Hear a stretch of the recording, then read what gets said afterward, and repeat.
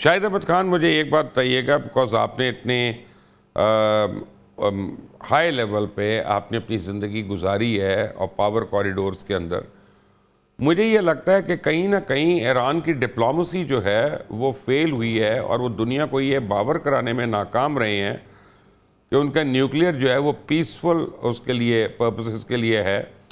And on the contrary, اسرائیل نے حالانکہ جو حرکت کی ہے وہ بلا اشتعال انہوں نے کیا، اور انہوں نے وہاں پہ ان کی وجہ سے سیولینز بھی مارے گئے، لیکن ویسٹ میں بہت سے ممالک ہیں وہ سمجھتے ہیں اسرائیل کے ساتھ ہی زیادتی ہوئی ہے، جبکہ دنیا کے بہت سے ممالک یہ سمجھتے ہیں کہ ایسا نہیں ہے، غلط بات ہو رہی ہے.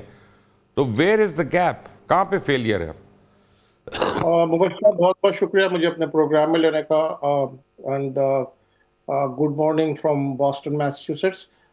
دیکھیے، جو آپ ایران کی ڈپلومیسی کی بات کر رہے ہیں، ایران کی diplomacy is not up to the mark. Iran کی diplomacy is a quite flawed and failure.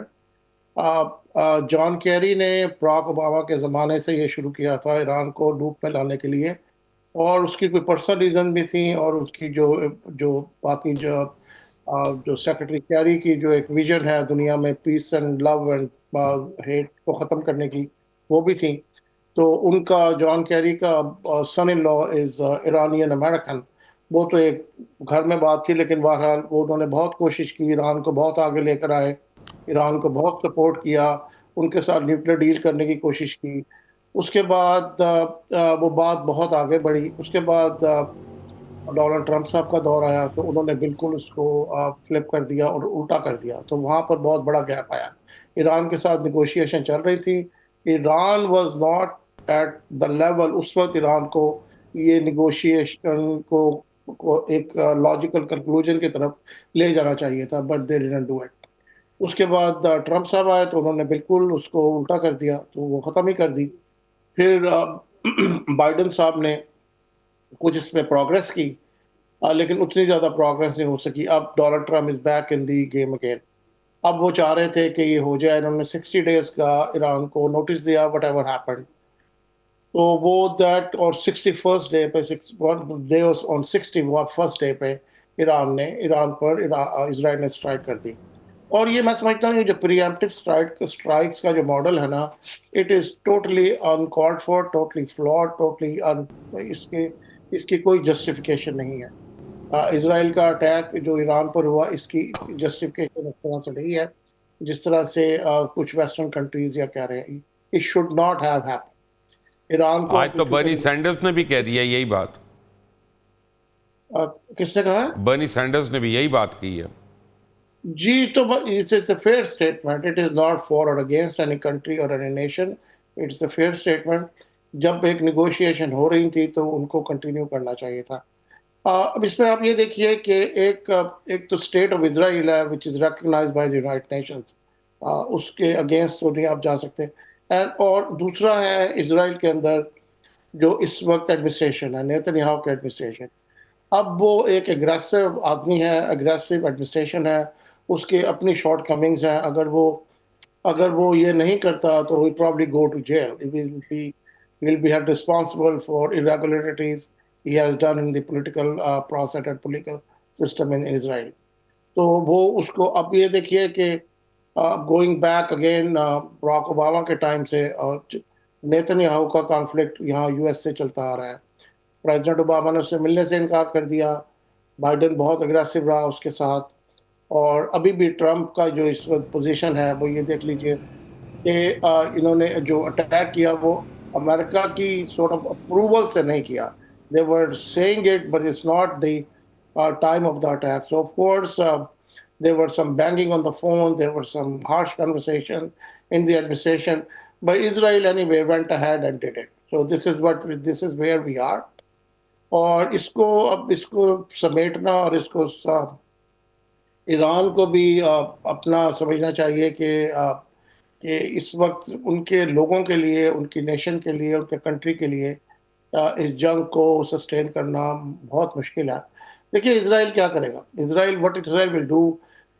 جو اسرائیل کے پاس کیپیبلٹیز ہیں، اب یہ بھی جو اٹیک کیا اسرائیل کے 200 جہاز جو تھے اس میں انگیج تھے. اب وہ کیا کریں گے، وہ نیوکلیر سائٹس پہ جو ان کا الیکٹریکل سسٹم ہے اور جو بھی پاور سسٹم ہے اس کو تباہ کر دیں گے. They will destroy the roads, they will destroy the bridges, they will destroy the airports.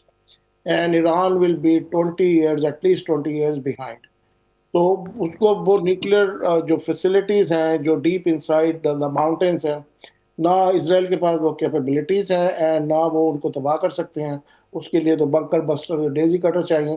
تو وہ اگر امریکہ ہیلپ کرے تو وہ probably will happen, but hopefully it's not gonna happen, کیونکہ اس سے کیونکہ اگر آپ یہ سمجھ لیتے کہ اس سے رجیم چینج ہونی ہے تو اس وقت تو نہیں ہو سکتی. اب تو people will really around this government and support it.